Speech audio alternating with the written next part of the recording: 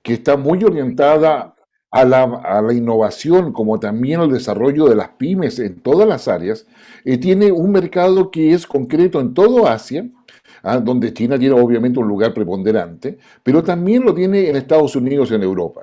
Y en esa perspectiva, todas las plataformas industriales que se están desarrollando en todos esos países van a requerir insumos o valores intermedios y con un valor agregado diferenciado para poder entrar.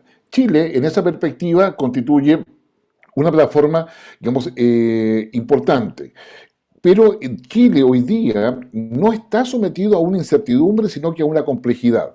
Tenemos una vía institucional que está avanzando concretamente para poder llevar adelante una nueva constitución con algunas características relevantes. En el proceso constitucional tenemos dentro de los constituyentes tanto a personas que son miembros de la élite económica, la élite política, el establishment de distribución de poder en Chile, pero también tenemos a gente que viene de la sociedad civil, que no ha tenido nunca un cargo político, e incluso personas que estaban protestando en contra de lo que era la desigualdad que se había instalado desde octubre del año 2019 en adelante. Es decir, por primera vez una convención tiene representados a todo el espectro social y diverso que es Chile. Y eso ha significado generar una complejidad en términos de la capacidad de dialogar, de la capacidad de poder conversar y ponerse de acuerdo. Estimamos que este proceso se va a normalizar en el mes de diciembre o enero y va a ser un proceso, yo diría, bastante rápido en términos de poder avanzar hacia una concreción de una constitución que, para que sea aprobada, requiere pasar por un plebiscito de salida, independiente que posteriormente, en 1 o 2 años, haya nuevas reformas en la Constitución, dado la imperfección probablemente que este proceso constituyente pueda tener en sus orígenes. Lo importante es que aquí hay una vía institucional. Lo segundo es que tenemos al lado un proceso electoral presidencial que incorpora también la renovación de la Cámara de Diputados, la mitad del Senado y la elección de consejeros regionales.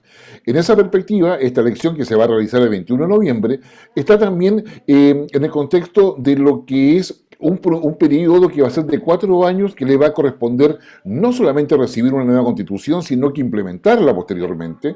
Y es ahí donde efectivamente va a haber una relación, yo diría, relevante en términos de cómo un gobierno puede influir en las lógicas que tenga una convención constituyente en una mirada a futuro del país. Las campañas presidenciales que ya se han iniciado en nuestro país han colocado mucho énfasis en las pymes, en la innovación, en el emprendimiento, y todo enfocado hacia lo que es la recuperación económica y la generación de confianzas. Cada una de ellas, en mayor o menor medida, está en ese carril. Es decir, como nunca hay consenso. Un dato interesante, en Chile hoy día hay 5 candidaturas presidenciales, que hace una diferencia importante respecto a las a las 17 que había, digamos, en Perú, o a las 19 que había en Ecuador, en elecciones presidenciales realizadas recientemente en este año. Y en consecuencia ahí creo que hay un tema relevante. La otra cosa que es de destacar es que Chile está generando, no, Chile tiene 30 acuerdos comerciales, hoy día está perfeccionando el de la Unión Europea y se plantea abrir más, digamos, acuerdos comerciales o perfeccionar los que hoy día ya tienen. Y las principales candidaturas presidenciales no están por la vía de revisar o cambiar o anular los acuerdos comerciales que Chile tiene. De hecho, la Convención Constituyente no puede echar para atrás ninguno de los acuerdos que ya han sido aprobados por el Congreso. Hoy día enfrentamos la idea o sea, el desafío de aprobar el TPP-11 o el TPP, como se conoce normalmente, y se espera de que haya una buena disposición para ello, aun cuando tenemos ciertas dificultades para poder conseguir las mayorías que eso pueda significar. Sin embargo, el TPP está encima de la mesa y va a ser un tema que probablemente también se va a discutir en la Convención Constituyente, si es que no se aprueba anteriormente. Y también significa que hay toda una fuerza en términos de generar innovación, y eso está asociado al cambio climático, una crisis climática que reconocemos, está asociado también a lo que es las energías renovables, hidrógeno verde particularmente. Es decir, hay toda una plataforma desde el punto de vista de agregación de valor a exportaciones que incorpora a las pymes, incorpora el mercado de Asia en general, ¿ya? Y supone que en el caso de Chile, que es un país referente, todo el proceso político expresado en la Convención Constituyente, en la elección presidencial, está orientado y con propuestas de distinto calado, según sea la candidatura presidencial, para poder apoyar a las pymes y generar todo ello. En consecuencia, y termino con esto, en Chile no hay incertidumbre, en Chile hay una complejidad, los actores están alineados para poder avanzar, digamos, en todo ello. Tanto el Estado, independiente del gobierno, tiene estructuras para poder facilitar justamente esta incorporación, y hay mucha claridad en torno al hecho de que la recuperación económica es el objetivo a conseguir, y Chile tiene la experiencia, tiene los elementos, tiene los actores dispuestos para eso, y tiene también las ganas de poder avanzar en lo que es innovación y lo que es un pensamiento de todas las pymes. Y la suerte que, más allá de cómo avance el conflicto entre Estados Unidos y China, igualmente tiene un espacio ya asegurado América Latina en su relación particularmente con Asia. Es lo que te podría aportar por un momento, Álvaro. Muy bien, muchas gracias, Guillermo, muy completo y muy sucinta. Solamente un par de complementos a esto. Yo creo que hay una cosa, nosotros antes de la pandemia, ustedes saben que estamos operando de Hong Kong, ya habíamos evaluado la posibilidad de mover fábricas. Estábamos viendo, porque sabíamos que se venía un poco el tema logístico, que hoy día ya es muy complejo, y estábamos viendo la posibilidad de hacer, mover algunos sectores industriales, justamente como para no crear crisis logísticas de abastecimiento. Habíamos visto la industria electrónica, la industria autoparte y la industria eléctrica. Y estábamos viendo la posibilidad de poder tener cadenas de globales de valor, por un lado encadenamientos productivos, y ver la posibilidad de poder hacer reexportación. Y nos quedamos un poco en esa iniciativa, siguiendo un poco la misma línea de lo que tú dices. Hoy día ya tenemos el 14º plan de China a puertas, tenemos un gobierno de Biden con una administración buena, pero todos estos temas se los vamos a preguntar ahora a Andrés para que pueda profundizar un poco cómo se ve el escenario, Andrés, desde el punto de vista internacional. Perfecto, Álvaro, gracias. Buenísima introducción. Colocaste temas sustantivos que son parte hoy día del debate de lo que uno podría decir también es un proceso de inflexión en el ámbito de la economía internacional, particularmente el comercio internacional. A propósito de algunas certezas que daba Guillermo, pero también algunas incertidumbres en las cuales nos estamos moviendo, creo que, por cierto, que en el contexto global y particularmente en el ámbito del comercio internacional, hoy día también estamos transitando por una situación que tiene, la verdad, algunas incertidumbres, pero también uno puede visualizar ciertas tendencias más o menos claras respecto por dónde nos vamos a ir, no solo respecto a lo que uno podría llamar la recuperación post-pandemia, a propósito de cómo vamos a salir de este episodio planetario, sino que probablemente también asociado y acompañado de eso con un cambio tecnológico muy, muy relevante que toca e influye y determina muchos ámbitos obviamente, de la sociedad y, por cierto, de la economía y de la economía global en ese sentido. Mira, yo diría 3 o 4 ideas que me parece relevante en este contexto. Lo primero es que yo creo sinceramente que hay ciertas tendencias en el ámbito del comercio internacional y la economía internacional en general que venían desarrollándose antes de la pandemia, ¿ok? Como fundamentalmente consecuencia, como digo, de este cambio tecnológico, como consecuencia del reajuste de la economía mundial, donde la pugna hegemónica hoy día es distinta a lo que vivimos durante muchas décadas post Segunda Guerra Mundial, siendo los actores hoy día obviamente China y Estados Unidos. Tendencias que, como digo, estaban ahí antes de la pandemia. Lo digital estaba ahí antes también de la pandemia. Esto que tú dices, Álvaro, respecto llamemos a la deslocalización o la vuelta de cadenas de valor que estaban de alguna manera también volviendo a ser más cortas y ya no tan largas desde el punto de vista de una producción que podía estar en muchos países y en muchos continentes, ya se estaban acercando por razones de, entre otras cosas, geopolítica entre este pugna hegemónica entre China y Estados Unidos, se estaban cadenas de valor que estaban siendo cada vez más bien cadenas regionales de valor acercándose a los mercados finales. Todo eso, yo sinceramente creo que es algo que ya veníamos experimentando pre-pandemia. Sin duda que lo que ha sucedido con la pandemia es que lo anterior y otras cosas se han acelerado enormemente. Y la historia, que probablemente en estas tendencias era inevitable, se ha acelerado también de manera fundamental y definitiva también diría en algunos casos. Por lo tanto, como digo, la primera idea es recuperar esta fuerza de cosas que venían sucediendo y que se aceleran de manera fundamental con la pandemia, ¿no? Y que imponen desafíos nuevos en ese sentido. Por ejemplo, lo digital y la transformación digital, que obviamente se acelera de forma vertiginosa durante este periodo, ¿no? ¿Y qué quiere decir eso respecto al comercio internacional? Por cierto, que el protagonismo del comercio electrónico y lo que significa hoy día como un elemento central en materia de comercio internacional, que ya lo venía haciendo, pero hoy día probablemente definitivamente quedará ahí como un aspecto fundamental respecto a quien decide emprender o participa en el comercio internacional. De alguna manera también la transformación o más bien la innovación, quizá uno pudiera decir, en el ámbito de comercio, el del comercio de servicios. El comercio electrónico efectivamente puede estar involucrado, puede estar asociado a bienes, servicios, pero en el particular mundo del comercio de servicios, que tiene otra connotación económica por lo que significa todas las externalidades de servicios, sobre todo asociados a capacidades profesionales, fundamentalmente como un elemento central que le da el valor agregado a los servicios. Yo creo que ahí también hay un otro elemento muy relevante en esta transformación, entre otras cosas, porque muchos servicios se hacen crecientemente hoy día competitivos transfronterizamente. Es decir, servicios que uno los proveía localmente, mayoritariamente, hoy día ya nadie se cuestiona que puedo atenderme con un médico de otro país, hacer una clase globalmente en América Latina, porque aquí está el idioma común y es posible hacerlo.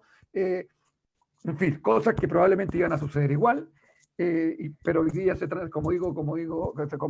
como me refiero, se aceleran de manera muy fundamental. Por lo tanto, ahí también hay otro fenómeno muy interesante desde el punto de vista de esta transformación de la cosa. Tercero, desde el punto de vista solamente de los temas digital, ¿no?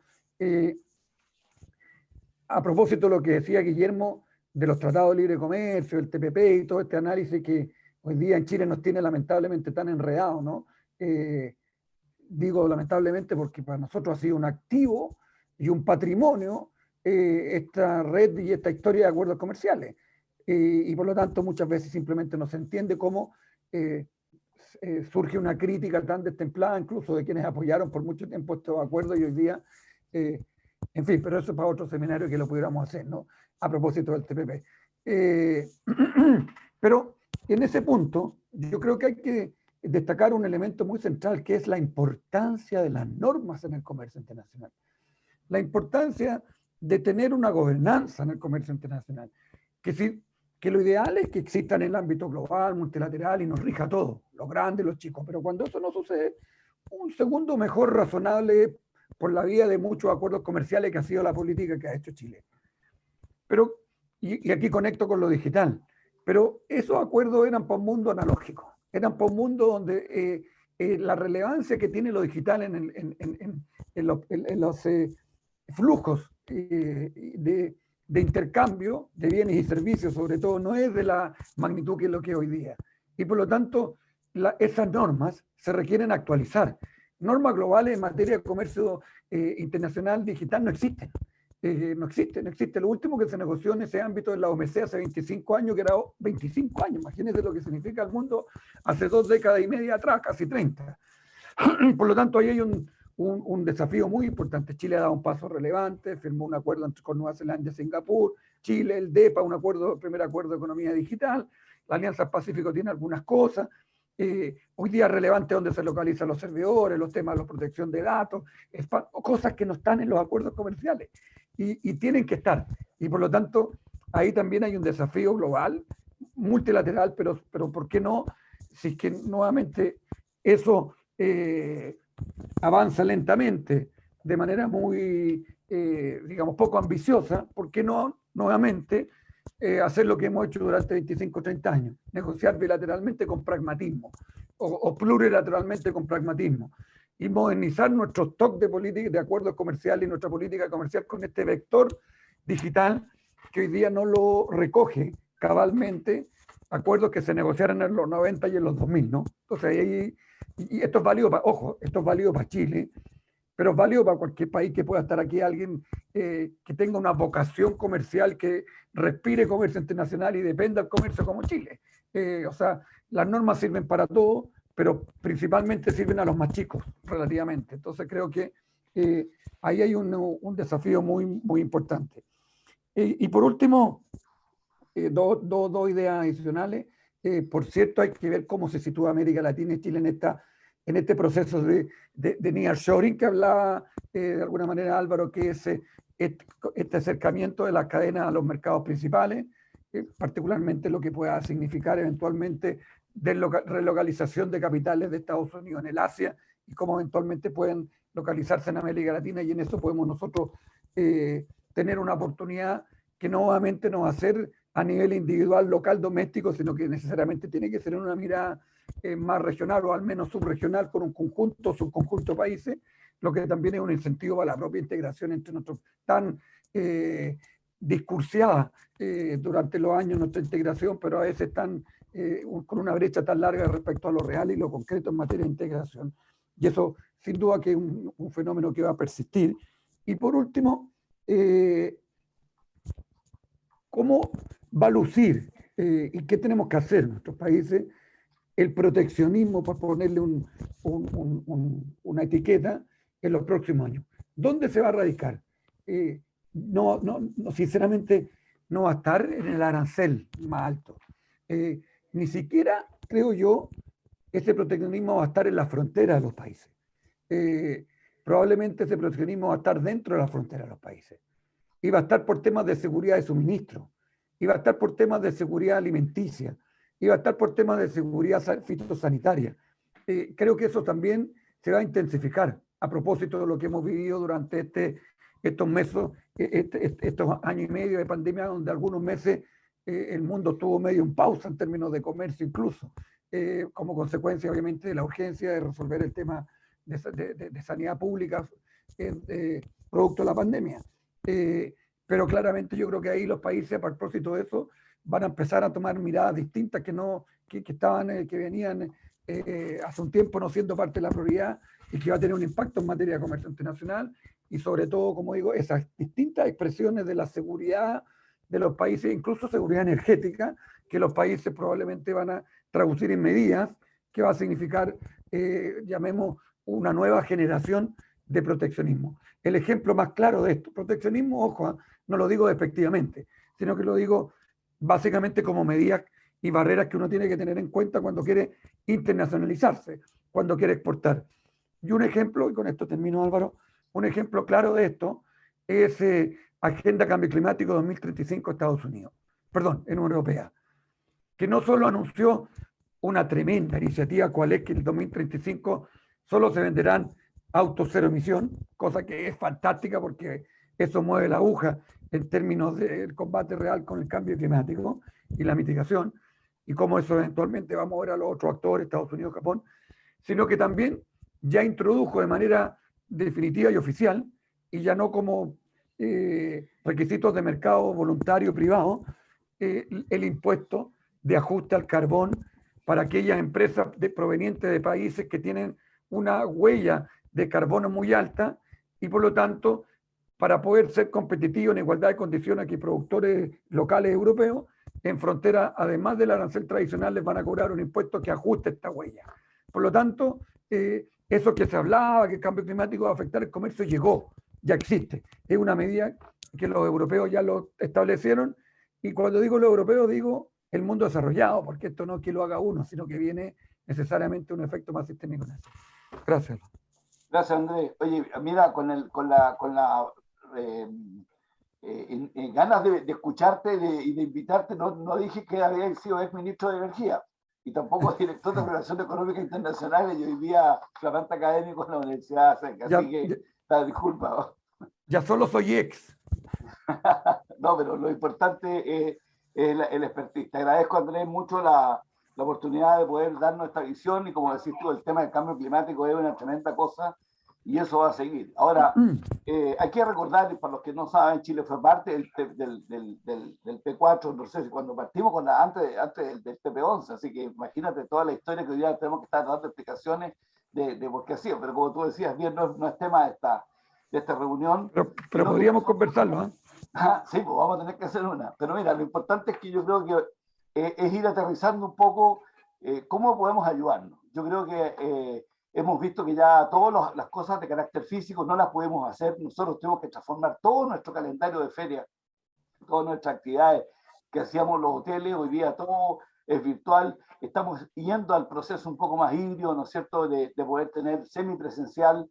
La idea es que ojalá podamos empezar a organizar ya misiones comerciales, todos los servicios de Business Match lo estamos haciendo también virtuales, todo online, pero la idea es que ojalá podamos partir ya lo antes posible. Y eso, entrando ya un poco en el tema de los servicios y cómo poder aterrizar el apoyo que se le puede dar a las pymes para que puedan incrementar sus negocios, vamos a pedirle entonces a nuestro tercer invitado y panelista, a mi amigo también y de muchos años, el abogado, el agregado comercial de Chile en Tokio, quien está hoy día. Le agradecemos que haya madrugado Jaime Rivera, ingeniero civil industrial también, con muchos años de experiencia, 17 años fue en los mercados asiáticos, y hoy día Jaime, quiero decir con mucho orgullo, que es director comercial agrícola en Japón y coordinador de las oficinas comerciales de ProChile en Asia y Oceanía. Así que, Jaime, encantado de escucharte y de poder vernos, aunque sea a través de la distancia por este medio. Sí, bueno, buenas noches por allá. Para mí un gusto estar acá, sin duda, con Álvaro. Me conociste cuando era asistente en el Departamento de Asia-Pacífico. Andrés era el director general. Y vivimos todo este proceso que cuenta un poco a Andrés de cómo Chile se diferenció a través de los tratados de libre comercio. Y fuimos líderes en eso. Y sin duda nos abrió grandes posibilidades de crecimiento. Y Chile hoy día, las industrias que se han desarrollado, el crecimiento económico, etcétera. Más allá, yo no me voy a enfocar a los problemas que han habido, de que si hay la diferencia de las grandes con las chicas, que va para otro tema, pero eso no es producto de las grandes ventajas que dieron los tratados de libre comercio. La inserción de Chile en el ASEAN. Me recuerdo yo el año 2005, cuando la exportación a Asia había sido el 10, el 12% o 13%, y estaba todo focalizado en América Latina, América del Norte, Europa, y hoy día más del 50% de las exportaciones chilenas, junto con el cobre, se vienen a Asia. Es un terremoto. Si nos vamos a la importancia que tiene sin cobre y sin servicio, el 37% de las exportaciones se vienen a Asia, América del Norte el 21%, América Latina el 20%, Europa el 17%. Entonces es como un terremoto en cómo se fue readecuando el comercio internacional chileno y cómo fueron metiéndose nuevos actores. Ahora, yo estoy totalmente de acuerdo con lo que dice Andrés y Guillermo. En el fondo, el TPP sin duda que nos está trayendo problemas de competitividad, porque nuestros principales competidores en algunos productos van a entrar con mejores aranceles, y eso podría afectarnos con las carnes de cerdo y una serie de otros productos. Pero también veo que existe una posibilidad interesante, que es el tema de la sustentabilidad. Y creo que ahí puede ser nuestro nuevo factor diferenciador. Chile es líder y ha sido un país que ha estado comprometido transversalmente, y esto va más allá de cualquier arista política. Es que Chile quiere convertirse en un país sustentable, es un país que quiere ser carbono neutral 2050, es un país que después Andrés seguramente va, pues yo te sigo bastante ahí en tus programas, el tema del hidrógeno verde, o sea, esta política nacional de cómo Chile se está convirtiendo en un país que produce energía que va a permitir que el mundo pueda ser sustentable. Energías que no producen contaminación. Entonces, bajo eso, y también industrias relevantes de Chile que están metidos con los códigos sustentables, eso es algo que hoy día en los mercados asiáticos y general en el mundo está más asociado con Europa. Pero tenemos que ser capaces de comunicar, tenemos que ser capaces de transmitir todas esas cosas buenas que tenemos. Y yo creo que una de las faltas que tenemos como país es que no transmitimos las cosas buenas. Salen las cosas malas, salen las protestas, o salen esas cosas que no son malas en el sentido, no son malas en el sentido político, sino son malas cuando se transforman en violencia o en ese tipo de cosas. Esas noticias salen, pero no salen los tremendos desarrollos que existen, los esfuerzos que están haciendo, no sé, el 80% de los vinos embotellados que se producen en Chile están bajo el Código Sustentable, y eso es muy potente. El esfuerzo que está haciendo la industria de salmones y truchas, el esfuerzo que están haciendo la industria frutera, los alimentos para poder tener un código sustentable, es algo que yo creo que tenemos que realmente comunicar, seguir avanzando, y con mucha fuerza, porque es un liderazgo que no podemos hacer como el Capitán Araya, que embarcamos a todos, después nos quedamos en la playa. Yo creo que acá tenemos que mantenernos y seguir ese liderazgo. En términos de negocio, con Asia se abren muchas oportunidades, no solamente para las grandes. Yo creo que las grandes fueron las que nos han permitido abrir y darnos a conocer. Sin duda hoy día la transformación digital, lo que se comentaba acá, yo creo que es como el golpe necesario para que uno, es como cuando uno se quedó sin trabajo y te sales a buscar trabajo y encuentras uno mejor trabajo, pero cuando está en una zona de confort como que no sale a buscar trabajo. En el fondo pasó esto. Y esto ayuda más a las pymes que a las grandes, en el sentido que hoy día, por ejemplo, para poder hacer comercio con Asia, todo el pretrabajo que antes eran misiones comerciales, que venían las empresas 3 o 4 veces, que se vamos sumando plata, son 30.000, 40.000, 50.000 dólares que están invertidos, y con la incerteza de que se pueda cerrar un negocio, porque por el tamaño de la empresa, por los volúmenes, por etcétera, por los mínimos requeridos. Pero hoy día eso se puede hacer digital. Hoy día yo puedo investigar el mercado, yo hoy día puedo ocupar las herramientas que al sector público, puedo ocupar las oficinas comerciales, puedo hacer un testeo, prototipar, como está tan de moda hoy día, prototipar mi producto. Oye, este producto, las papas fritas que quiero exportar a Japón, traigo el modelo que exporto a Estados Unidos, ¿no? Pues en Estados Unidos se venden de kilo, acá se venden de 50, 70 gramos, entonces hay que hacer un ajuste. Todos esos ajustes, los colores, la sal, etcétera, se pueden hacer de forma muy económica. Antes había que invertir mucho, hoy día lo podemos hacer mandando muestras, haciendo focus group, y poder tener información relevante para que el producto, cuando salga a venderlo, para el producto esté de acuerdo a las características y a las necesidades que tiene el consumidor final. Podemos, por ejemplo, que no lo hemos ocupado y hoy día lo estamos implementando, hacer focus group con las colonias de los países asiáticos en Chile. Por ejemplo, quiero lanzar un producto, quiero lanzar el pisco, quiero lanzar productos más tecnológicos, etcétera. Los puedo probar con la comunidad coreana, con la comunidad japonesa, con los chefs allá, y no tengo que mandar los productos para acá, y voy a tener toda la información, además que son gente bastante influenciadora, que también nos pueden ayudar a contactarnos con otras empresas y poner los productos. Entonces, hay muchas ventajas que nos ha dado la tecnología, esta transformación digital. Yo iría como un poco, para que después vayamos conversando, pero en general lo veo bastante positivo. También veo que esta mirada, que como estamos apoyando nosotros a las empresas que jamás podrían haber llegado antes de la pandemia, hoy día están llegando. Lo que se comentaba antes, el e-commerce. El e-commerce es fundamental, y el e-commerce es fundamental por 3 razones. La primera es que yo logro entrar a un país. O sea, hoy día el e-commerce, tú compras todo por e-commerce. La gran mayoría se compra por e-commerce, especialmente en China, Japón y Corea.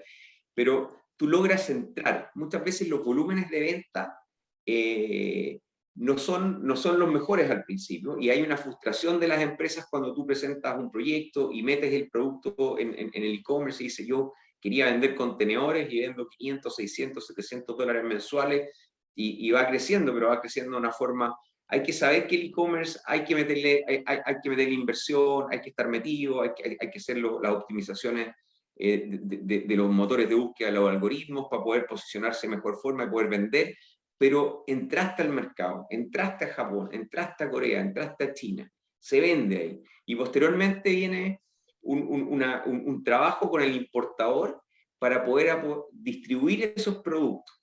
Por ejemplo, productos de valor agregado, tenemos la miel. La miel es difícil que la exportemos al principio, el primer negocio por contenedores, pero sí a través del e-commerce, tú puedes traer varios pallets o un contenedor, se promociona, está en el e-commerce, se vende, pero al mismo tiempo yo soy capaz de mandar miel a Osaka, a Hokkaido, a Sapporo, a pequeños restaurantes, y voy haciendo una distribución que me permite tener más ventas y me permite hacer todo el tema comercial internacional desde Japón y la empresa en Chile preocupada de producir un mejor producto.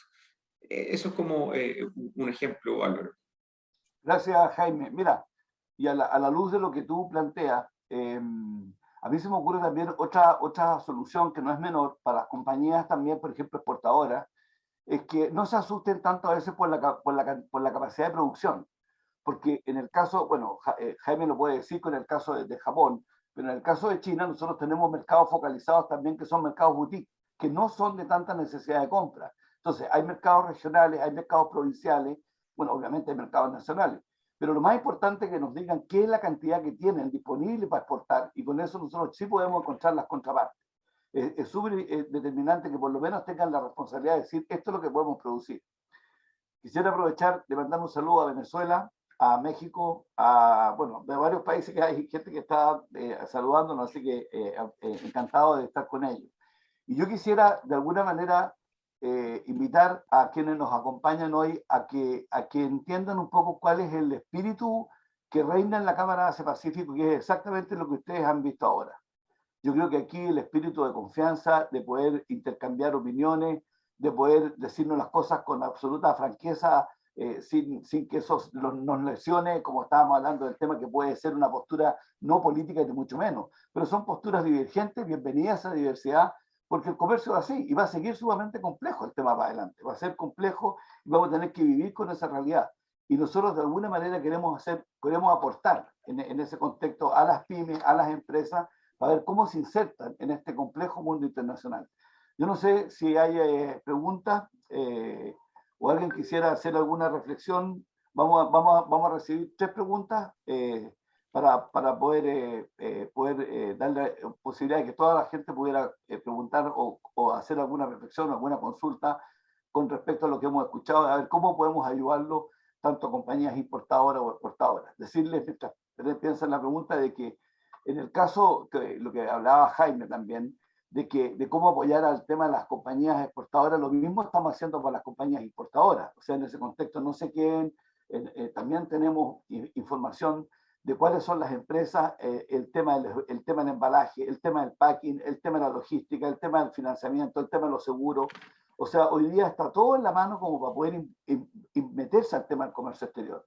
A través de la experiencia, a través del conocimiento, a través de los contactos, todas cosas que hoy día tienen, como decíamos al principio de esta presentación, los entes facilitadores de comercio. Por lo tanto, yo creo que en el fondo hay que aprovechar, hay que capitalizar un poco lo que estamos ofreciendo y ver cómo podemos hacer que esto sea más exitoso desde el punto de vista de los negocios. No estamos trabajando tanto con fronteras hoy día, con fronteras geográficas, pero estamos trabajando con fronteras de mercado. Es cierto lo que decía Andrés, con respecto a que aquí hay que tomar ciertas precauciones desde el punto de vista de la seguridad, pero en eso se está trabajando. Hoy día, si ustedes van hoy día en Asia, y eso Jaime lo puede ratificar, el mercado o el bloque más potente de desarrollo a nivel mundial hoy día es ASEAN. Nosotros creemos que el crecimiento en ASEAN, por lo menos lo calculado para el próximo 2022, va a ser casi un 6,5%. El principal acuerdo comercial del mundo hoy día lo establece ASEAN con China, con Japón, con Corea, en un acuerdo que es sin precedente a nivel mundial. Y nosotros, afortunadamente, como estábamos conversando al principio, también estamos focalizados hacia el Asia, como decía muy bien Jaime. Partimos hace muchos años atrás con Estados Unidos, con Europa, seguimos Estados Unidos y hoy día estamos focalizados con el Asia. La buena noticia, América Latina está en el radar de Asia. El problema que tenemos es que tenemos que estar a la altura de las compañías asiáticas y ver cómo podemos nivelar para poder tener la posibilidad de poder trabajar en conjunto. Sin más, yo quisiera darle la palabra, no sé si hay alguna pregunta, si me puede ayudar, dale a Javiera. No sé si las tienen ahí. Freddy Martínez levantó la mano. Ah, Freddy. Bueno, no sé si Freddy puedes hacer tu pregunta, por favor. Estaba muteado, Freddy.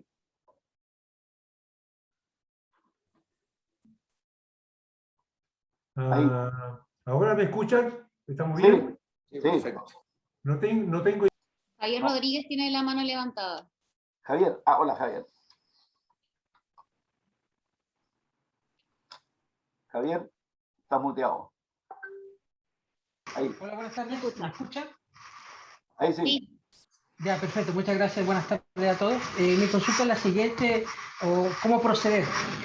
¿Sabes qué? Me gustaría saber si es posible que se pueda organizar una especie de guía digital para el emprendimiento en Asia, de tal manera que contenga no solamente las pautas de acceso a mercado con prospección y penetración, sino sobre todo el networking, de entablar una conversación directa de un pequeño emprendedor o de un pequeño proveedor hacia el Asia y viceversa, importador-exportador. Esa es mi consulta y lo dejo ahí como tema para conversarlo. Gracias, muy amables por la invitación. Gracias, Javier. Entiendo que estás hablando de una guía de cómo hacer negocio, ¿no es cierto? Una guía digital, una guía digital. Sí. Sí. Tenemos, Raúl, mira, una de las cosas fundamentales que estamos haciendo hoy día es que estamos apoyando en dos pilares el tema de lo que decía Guillermo al principio de la presentación, que fuera más allá del tema de la recuperación económica y la recuperación del empleo, lo vamos a fijar en dos pilares, el tema del emprendimiento y el tema de la capacitación. Y el tema de la capacitación está justamente entregar herramientas como la que tú estás mencionando. No sé, Andrés, ¿quieres decir algún complemento a lo...? ¿No? Ya, perdón. Álvaro. Sí, Jaime, dale. Sí. A ver, hay quizás dos cosas para Frey. Bueno, encantados también de ver ahí con las embajadas por el tema, por ejemplo, de Singapur, si están las características y la ficha técnica, qué tipo de catamaranes o servicios necesita, feliz de poderte apoyar y que tenga esa información. Con respecto a lo que dice Javier, a ver, ProChile tiene, es cosa que ingrese a la página web de ProChile y están todas las guías de cómo hacer negocio y qué cosas se tienen que ir haciendo.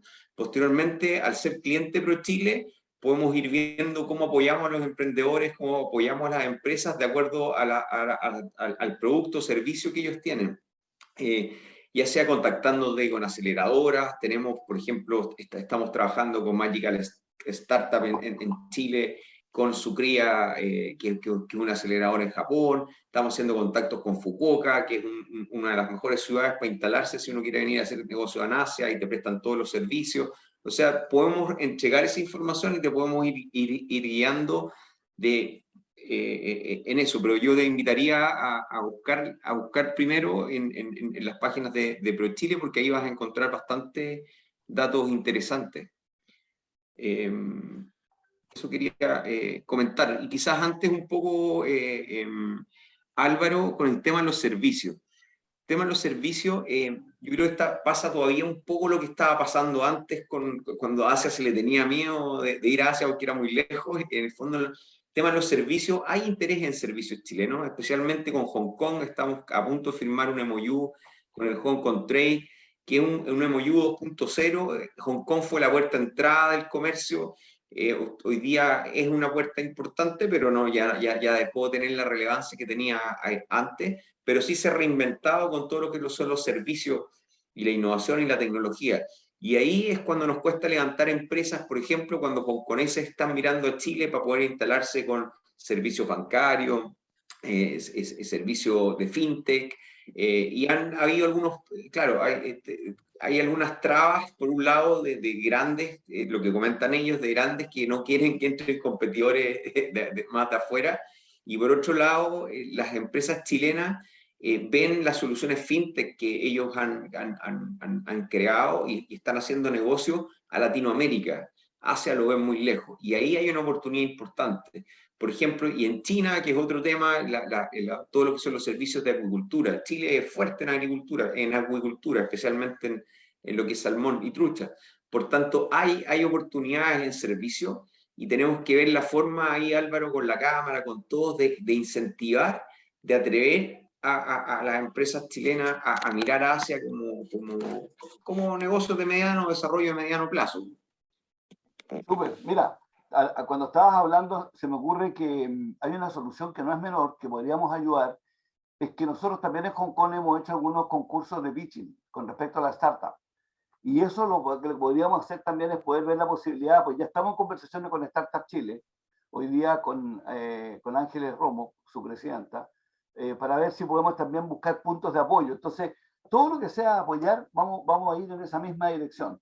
Yo creo que la idea es que ojalá las empresas se incorporen también a las mesas de trabajo que esperamos integrar, así como decía Freddy, por ejemplo, con esta industria de los catamaranes o cualquier otra, o la misma dar soluciones. O sea, hoy día todo lo que puede hacer, por ejemplo, productos agrícolas o productos de servicio, o soluciones logísticas o en la industria del entretenimiento. O sea, donde uno mire hay espacio. Lo que necesitamos justamente es darle valor agregado, sumar ofertas portables, ¿no es cierto? Y no tenerle temor, como tú decías bien, a acercarse hoy día al Asia a través de todos estos puentes que hemos estado construyendo. Así que encantado de seguir cooperando y seguir prestando apoyo en estas materias. Y ya que tocaste el tema de Hong Kong, a mí quisiera solamente para que los auditores escuchen, o sea, vean, se está trabajando en una cosa que se llama la Great Bay Area. En la Great Bay Area eran las 9 provincias chinas que estaban en el Delta del Perla. Ese es el Delta del Perla, estaban las 9 provincias chinas, más Macao, más Hong Kong. Cuando China decide en 2013 iniciar la ruta de la SEA, el Belt and Road, que algunos de ustedes han escuchado, ¿no es cierto? Hoy día están amarrados ahí 115 países y más alrededor de 65 ciudades, en que está amarrado China, Asia Menor, Europa del Este, Asia Menor, Europa del Este y Europa. No está la conexión todavía hacia América Latina, pero se está viendo la posibilidad de poder vincular esta Great Bay Area, y ahí están muchas compañías que están utilizando todo lo que es el tema de la Smart City y de dar soluciones en la misma línea del pitching, en la misma línea de los coworkers. O sea, hay muchas cosas nuevas que se está implementando en China que podríamos perfectamente vincularlas. Estamos trabajando también con el mundo académico y esperamos también seguir vinculándolos con el mundo académico de las universidades, en los parques tecnológicos, para ver cómo podemos seguir incrementando también ese apoyo. Así que seguimos viendo más oportunidades. No sé si veo a Armando Ortiz levantando la mano. Carlos Lastra. ¿Perdón? Carlos, sí, tienes razón. Perdona, Carlos. Sí, sí, no hay problema. Muy buenas tardes, ¿se escucha? Sí, bien. Qué bueno. Bueno, primero que todo, darles las gracias por la oportunidad y por la invitación. Estos temas yo encuentro que son súper interesantes, y con esto de la pandemia por lo menos estamos ocupando herramientas que antes no ocupábamos, ya, especialmente las tecnológicas. Yo les quería hacer una pregunta, saber su opinión o qué piensan sobre el alza de los fletes desde Asia. ¿Cuánto tiempo creen ustedes que esto va a durar? Si es una burbuja. Opiniones personales, es como dejar un tema ahí en el aire, no sé. Eso, saber su opinión al respecto. Tremendo tema, y tremendo tema y tremendo problema que está. No sé, exacto, por eso. ¿Hay alguien que tiene algún antecedente que quisiera hacer alguno de los relatores? ¿Se aventura alguien a ver cómo se visualiza, como dice Carlos, el panorama en el mediano plazo? Hay que recordar que los contenedores antes no costaban ni $2.000, el de 20 pies, y hoy día está en 12.000. Estamos con... Sí, dale, Andrés. No. Dale, Jaime, dale. Tú estás ahí on the fila, así que dale. Sí, bueno, efectivamente es un cuello de botella eso. Estamos trabajando con algunas navieras y las indicaciones, o sea, las proyecciones es que los precios no van a seguir subiendo, pero no van a bajar a la velocidad con que subieron. Tiene que haber se está buscando la normalización, Y a mediano plazo, estratégicamente, Corea está liderando un proyecto que es fantástico, que es potenciar como centro de distribución el puerto de Busan. El puerto de Busan es un puerto muy importante acá, pero se está construyendo, se está generando, va a ser uno de los 2 o 3 puertos más grandes, y de ahí se descongestionan los puertos chinos, y por otra parte llegan los contenedores a Busan, y en Busan se pueden empezar a enviar a otros mercados, hay más seguridad, y en la segunda etapa está hacer transformaciones, hay encadenamientos productivos. Entonces ya, por ejemplo, para las Olimpiadas, que lamentablemente acá con el COVID no fue lo que se esperaba que fuera, las empresas japonesas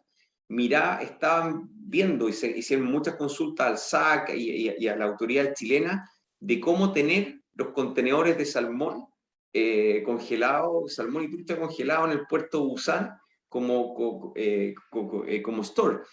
¿Por qué? Porque en el fondo en 4 o 5 horas en la noche pasan los contenedores de Busan a Fukuoka, y ahí se partían distribuyendo, y era mucho más barato poder almacenarlos allá.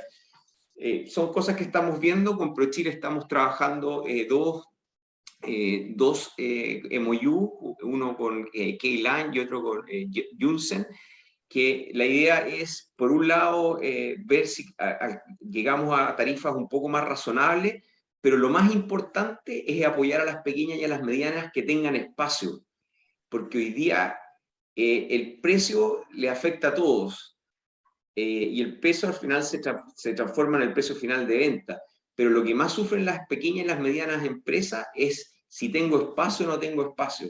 Si tengo una compañía que va a llegar con mi producto, porque si yo produzco 200 contenedores y uno me falla, bueno, no es tan terrible, pero una pyme que produce 3, 4, 5 contenedores, 2 se me pierden o 2 tienen problemas o no llegan, es un tremendo problema. O sea, puedo generar puedo quebrar, etc.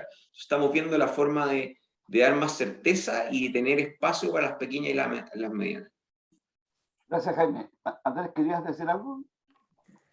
Sí, bueno, mira, una reflexión, además como lo decía ahí el señor, en una lógica más de una conversación, de lo que se nos pueda Sí, pues sí, ocurrir eso es. como una idea. Sinceramente, yo creo que, bueno, una tremenda pregunta. Sin duda que yo creo que ahí hay elementos de corto plazo.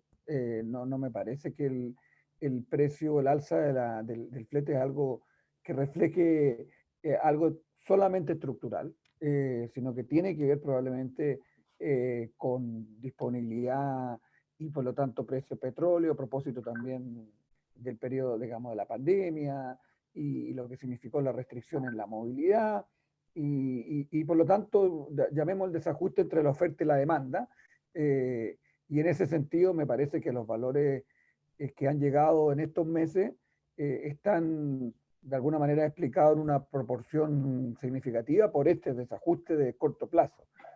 Otra cosa es lo que uno puede imaginarse en el mediano y largo plazo, donde probablemente son otras consideraciones sin duda que tienen que estar en cuenta, entre las cuales, por ejemplo, está el cambio climático y la necesidad de que este sector se ajuste como un actor muy central en materia de mitigación respecto a los esfuerzos de carbono neutralidad que los países se han comprometido o las compañías se han comprometido, y por lo tanto la significancia que tiene el transporte en la huella de las empresas que probablemente sea tributo de la sostenibilidad como tal, va a ser cada vez más un elemento de competitividad fundamental. Entonces, en ese sentido, nos tenemos que imaginar un transporte, solo un pie de página. El transporte en el mundo explica algo así como el 30-35% de todas las emisiones de gas de efecto invernadero. Por lo tanto, estamos hablando que si queremos avanzar en limpiar, está bien limpiar la generación de electricidad propiamente tal, pero es fundamental, y para mover la aguja también limpiar y hacer, ¿cómo se llama?, y adoptar tecnología más limpia del transporte en general, no solo el transporte en este caso marítimo, sino que aquí incluye, por cierto, el terrestre y, por cierto, también el aéreo, ¿no? Y ahí, en esa mirada de mediano y largo plazo, obviamente que está probablemente en la medida que se limpie esa primera parte, que es el parque generador, la electrificación de esta otra actividad económica, ¿no? Y en eso, probablemente ahí en materia de precios, en algún punto probablemente en el mediano plazo va a ser más competitivo como consecuencia de que justamente las fuentes de generación eléctrica también son más competitivas y va a ser desde la perspectiva, insisto, de competir globalmente, dado la importancia de este tema del cambio climático en el comercio internacional. Fíjate Perdón, que, me tengo que gracias, retirar. Muchas gracias. no, gracias, sí, mira, fíjate, Andrés, que una última cosa, nosotros hacíamos la Asia Maritime Logistic Conference hasta el año antepasado, y el año pasado tuvimos que poner todo el tema de aviación dentro del tema logístico, justamente por lo que decía Carlos, porque al final tuvimos que, estamos yendo todo al flete aéreo, y esto ha significado también un tremendo cambio en todo lo que son los productos, los reembalajes, los empaques, la generación de contenido, la generación de marcas. Antes un contenedor, por ejemplo, un contenedor de productos electrónicos vale $70.000, con un precio del contenedor de $2.000 la incidencia era nada. Hoy día con $12.000 tiene una incidencia. Entonces, hay todo un cambio, ¿no es cierto? Con en la industria del juguete, por ejemplo, en la industria del juguete, un contenedor de juguete consolidado te costaba $40.000. El flete de $2.000 era una incidencia insignificante. Hoy día con un flete de $10.000, $14.000 tiene otro precio. Entonces, va a haber que ponerle valor agregado también a los productos. Y en eso es una invitación, tanto para las compañías exportadoras e importadoras que generen contenido. ¿Y cómo se genera contenido? Con la marca también, ¿no es cierto? Con el tema del embalaje. Y creando un nuevo relato con respecto al producto. Este mismo ejemplo que decía Jaime con respecto al tema de la miel. Por ejemplo, tú comes miel, pero ¿qué propiedades te da esa miel? ¿Qué ventajas, qué beneficios te ofrece desde el punto de vista del cuerpo y cómo poder adaptar eso a los mercados? Y los mercados están dispuestos hoy día con este cambio de escenario, este cambio de tendencias que decía André y que decía Guillermo muy bien, está adaptándose a una cosa distinta. Y tenemos que aprender a mirar. Entonces, el agradecimiento a todos los que estamos haciendo inteligencia comercial, los que estamos formulando estrategias. Y aquí lo que tienen que hacer las empresas es apoyarse para poder minimizar los riesgos. De eso se trata en definitiva. Cómo ayudar a que les resulten los negocios y cómo ayudar a que finalmente obtengan un beneficio económico más allá, porque al final eso va a permitir que crezcan las empresas, crezcan como personas y finalmente crezca el país. Nosotros estamos muy empeñados hoy día poder trabajar, gracias Andrés, estamos muy empeñados en poder extender esto desde Arica a Punta Arenas, en el caso chileno, y con todas nuestras alianzas estratégicas en el resto de América Latina, en Lima, en Trujillo, en Oruro, en Santa Cruz, bueno, en Bucaramanga o en Cali, en todas partes en América Latina estamos viendo cómo podemos conectar, cómo podemos generar alianzas y espacios justamente de conectividad. Una buena noticia, acabamos de cerrar un convenio con nuestros aliados en Dubái y en Nueva Delhi, por lo cual tenemos una muy buena contraparte que nos puede ayudar, y la nueva oficina en Riyadh, en Arabia Saudita. Así que todo esto es para poder ver cómo nos podemos seguir cooperando y cómo nos podemos seguir colaborando, cosas que la Cámara está muy dispuesta a seguir prestando apoyo en esta identificación y vinculación de oportunidades de comercio. No sé si estamos en la hora, para no aburrirlos, podemos seguir mucho rato, pero no sé si hay alguna pregunta adicional o algo más que alguien quisiera hacer, alguna reflexión, algún aporte. Si no, quisiera despedirme por mi lado, agradecerles a todos su participación y bueno, continuar. Vamos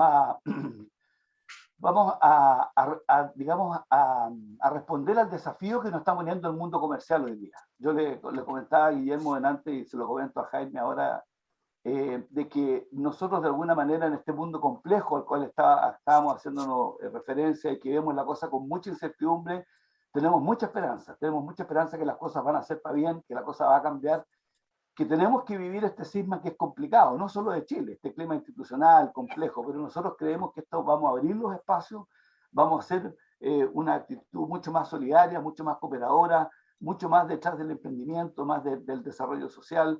Yo creo que estamos en eso, y aquí en esta cruzada no sobra nadie.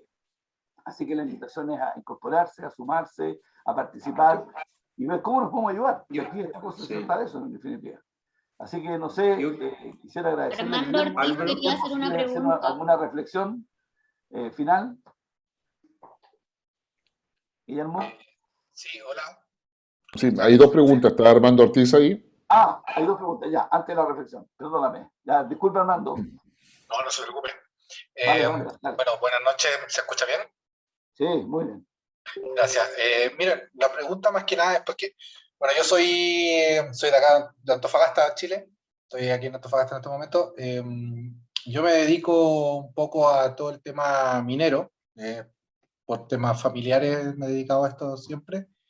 Y nosotros en este momento tenemos unas pertenencias mineras cerca del sector Mantos Blancos, en donde nosotros estamos proyectando montar una planta de tratamiento de minerales de cobre.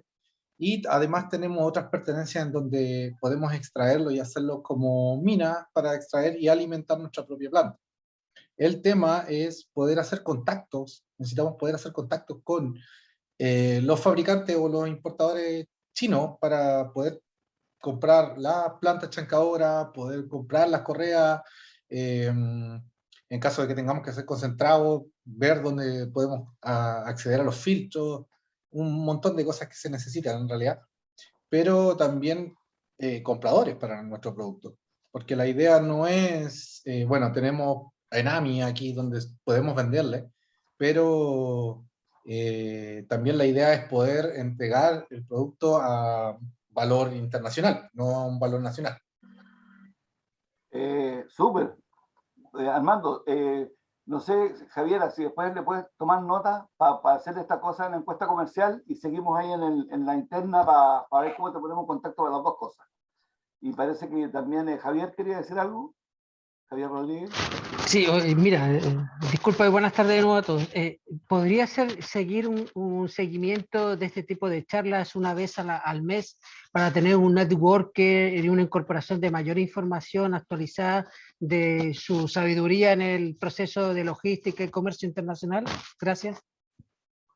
Sí, pues, yo creo que la cosa está en sumarse a la Cámara. Pues, hay varias fórmulas. Ahí lo voy a pedir a Cristóbal después que nos explique cómo se hace para seguir juntos. Si la idea es que aquí nadie sobra, como decía yo, para seguir operando y seguir ayudándonos. Hay espacio para todos. Guillermo. Sí, muchas gracias. Yo creo que acá ha quedado en evidencia, bueno, varias cosas. Uno, que el comercio que va a aparecer post vacuna, post pandemia, va a tener características distintas y nuevos vectores, como bien decía Andrés, en términos digitales, va a obligar a los estados a poder adaptarse, adecuarse, actualizar muchas cosas, pero también buscar nuevos horizontes en términos de mercados, en términos de producción y en términos de la innovación en el encadenamiento logístico y todo lo que eso implica. Yo creo que ahí hay un tema. Eso va a tener un impacto en los valores, va a tener que una redefinición de lo que es la producción, pero también en lo que es la búsqueda de nuevos mercados. Y ahí aparece la inteligencia artificial, aparece, qué sé yo, todo lo que son los algoritmos.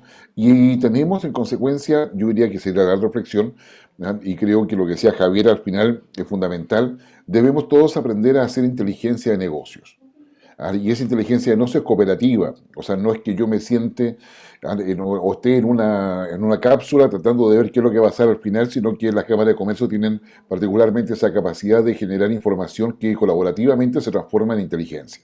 ¿Y la inteligencia qué es lo que hace? La inteligencia es el producto que permite tomar mejores opciones o decisiones que en este caso van orientadas a poder generar una mejor perspectiva del mercado, una mejor perspectiva del usuario, cliente o consumidor, pero también mucha información respecto a cuáles son los cambios productivos que yo debo hacer para poder agregar valor y generar los mercados emergentes que van a ir apareciendo en forma bastante distinta a lo que conocemos hasta el día de hoy. Así que yo creo que queda esa reflexión, Álvaro.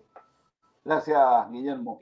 Jaime, para una reflexión Sí. final y agradecerte también tu valiosa participación. No, yo feliz de participar. A mí me encanta porque es una oportunidad de poder transmitir. Yo creo que a veces uno hace muchas cosas y si no se sabe, obviamente. Yo veo las cosas bastante positivas. Sí, hay cambios, se nos ha movido el piso con muchos aspectos, pero sí veo que en términos de comercio internacional tenemos una gran oportunidad de poder crecer, seguir creciendo.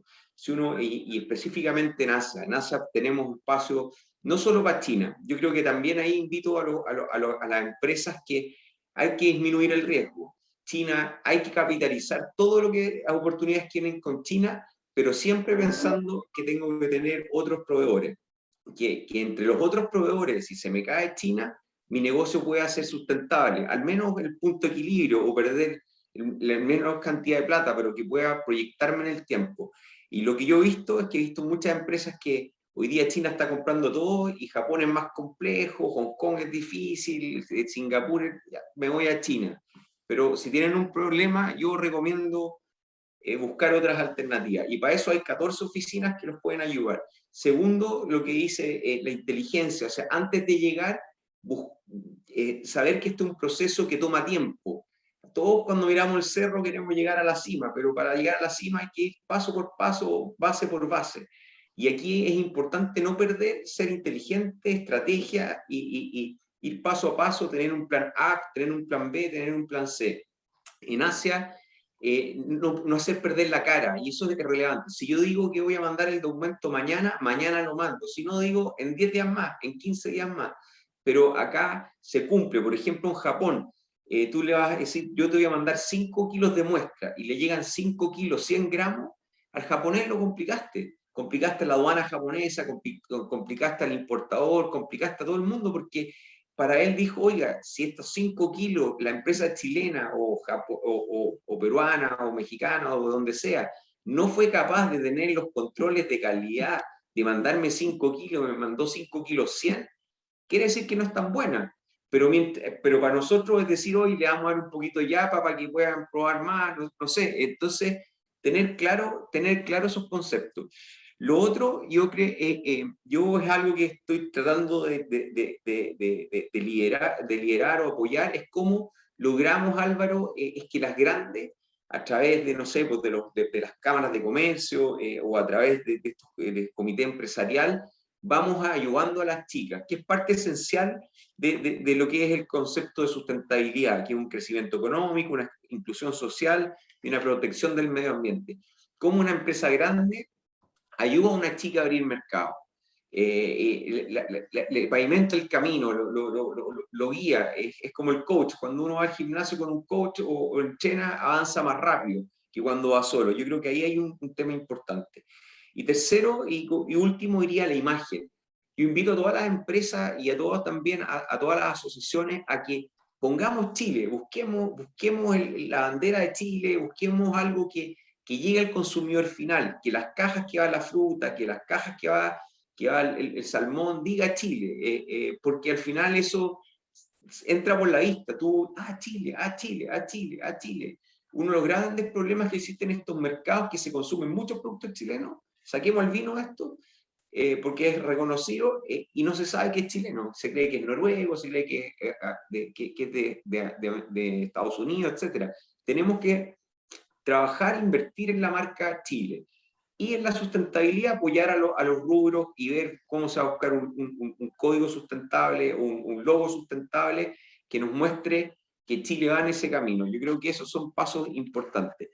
Dejo abierto, ahí después comparten mi mail, Álvaro, lo que necesiten con Japón. Yo coordino 14 oficinas en Asia, Oceanía y la India, que están todas dispuestas a apoyar a todos los importadores. A los importadores los podemos guiar, porque no tenemos todas las bases de datos, pero nuestra función es ayudarlos a concretar negocios en el corto plazo y que sean permanentes en el tiempo. Muchas gracias.